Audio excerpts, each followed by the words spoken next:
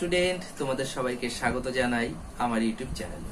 আমি আজকে নিয়ে আসলাম 11 ক্লাসের যে নাম্বার প্যাটার্ন আছে, অর্থাৎ কিরকম নাম্বার হবে প্রথম সেমিস্টারে, এই নতুন সিলেবাসের প্রথম সেমিস্টারে কি নাম্বার হতে চলেছে সেই বিষয়ে আজকে আমি আলোচনা করব।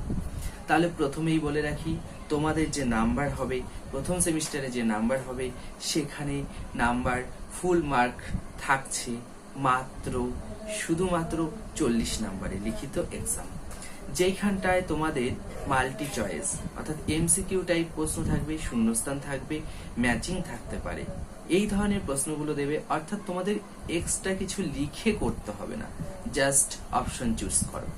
তাহলে এই অপশন চুজ করাতে তোমাদের থাকছে 40টা নাম্বার।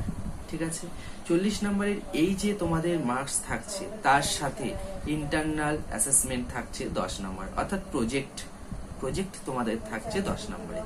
তাহলে এই যে নাম্বারটা বললাম, এটা ভালো করে মাথায় ঢুকিয়ে নাও। তোমাদের লিখিত পরীক্ষা দিতে হচ্ছে 40 আর 10 থাকছে তোমাদের প্রজেক্ট। ঠিক আছে, তাহলে এইভাবে যদি সুন্দর করে তোমরা বোঝো নাম্বারটা, তাহলে পরবর্তীকালে সবকিছুই ভালো করে বুঝতে পারবে।